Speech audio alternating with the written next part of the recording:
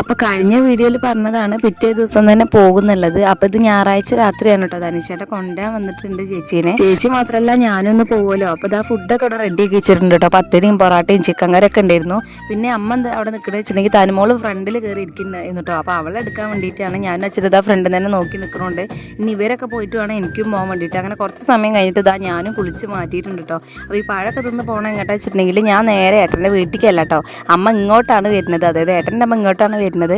കാരണം എന്താ വെച്ചാൽ ഇന്നാണ് കേട്ടോ നമ്മളെ മുത്തൻ വേല, ഞങ്ങളുടെ കാച്ചിലിക്കാടുള്ള ഞങ്ങളുടെ ഒരു പ്രാദേശിക ഉത്സവം തന്നെ പറയാൻ പറ്റും. മുത്തവേലയാണ് കേട്ടോ. അപ്പോൾ അടിപൊളിയാണ്. ഇതാ ഇവിടെ കണ്ടോ ഇത്രയും ആൾക്കാരുണ്ട് കേട്ടോ. അപ്പോൾ തനിമോളാണെന്നുണ്ടെങ്കിൽ ഉറക്കം വന്നിട്ടുണ്ട്. അതിൻ്റെ പുറമെ നമ്മളെ വെടിക്കെട്ടിൻ്റെ സൗണ്ടും കൂടി കേട്ടതുകൊണ്ടാണ് കേട്ടോ ആളിങ്ങനെ നിൽക്കുന്നത്. ഞങ്ങൾ എത്തിയ സമയത്ത് മുത്തനെ ഇറക്കാനുള്ള തയ്യാറെടുപ്പൊക്കെ ആയിരുന്നു കേട്ടോ. അതുകൊണ്ട് തന്നെ നല്ല തിരക്കുണ്ടായിരുന്നു. അപ്പോൾ ഞങ്ങൾ ആദ്യം തന്നെ മുത്തനെ തൊഴുതിട്ട് മേലേക്ക് അങ്ങോട്ട് കയറാമെന്ന് വിചാരിച്ചിട്ടായിരുന്നു കേട്ടോ. അപ്പോൾ അമ്മയും അതുപോലെ തന്നെ എൻ്റെ അച്ഛനും വന്നിട്ടുണ്ടായിരുന്നു കേട്ടോ. ഞങ്ങൾ ഒരേ റൂട്ടായതുകൊണ്ട് തന്നെ ഇതുപോലത്തെ ഈ റൂട്ടിൽ കൂടെ തന്നെയാണ് ഞങ്ങൾ തിരിച്ചും പോകുക. അപ്പോൾ പിന്നെ അച്ഛനും ഞങ്ങളെ കൂടെ ഉണ്ടായിരുന്നു കേട്ടോ.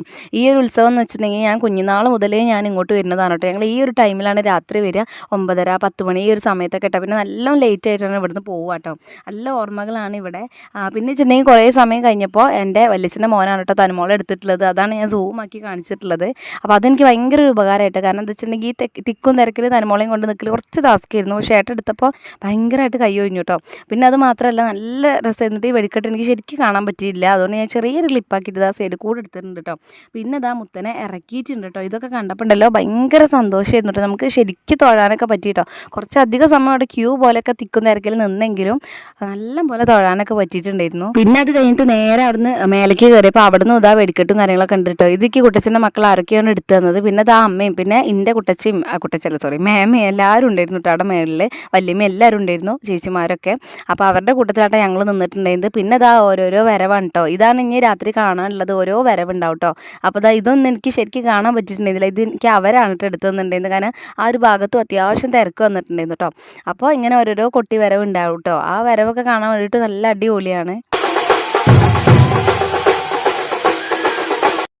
ഈ ഒരു സമയമായപ്പോഴേക്ക് തനുമോൾ നീട്ടിട്ടുണ്ടായിരുന്നു കേട്ടോ. അവളാണെന്നുണ്ടെങ്കിൽ ഇങ്ങനെ കൊട്ടും പാട്ടൊക്കെ കേട്ടാൽ ഭയങ്കര ഇഷ്ടമാണ്. അപ്പോൾ പിന്നെ ആൾ തീരെ ഇറങ്ങിക്കൊല്ലോ. എന്നാലും അവളെ വക അതാ കൈകൊണ്ടുള്ള ആക്ഷൻസ് ചെയ്യുന്നുട്ടോ കൂടുതൽ. പിന്നെ അതാ കുറച്ച് സമയം കൂടി അവിടെ നിന്നിട്ട് ഒരു 10:30 10:45 11 മണി ഈ ഒരു സമയമൊക്കെ ആയപ്പോഴേക്കും ഞങ്ങൾ അവിടെ നിന്ന് തിരിച്ചു പോരാണ് കേട്ടോ പോകുന്നത്. ഞങ്ങൾ റിയാസാക്കാൻ്റെ അതായത് തൊട്ട് താഴത്ത് എടുത്ത് കാക്കാൻ്റെ വണ്ടിയിലാണ് കേട്ടോ. അവിടുന്ന് നേരെ എൻ്റെ വീടിൻ്റെ ആയിക്കൂടെ വന്ന് കുറച്ച് സമയം അവിടെ നിന്നിട്ടാണ് ഞങ്ങൾ പോകുന്നത്.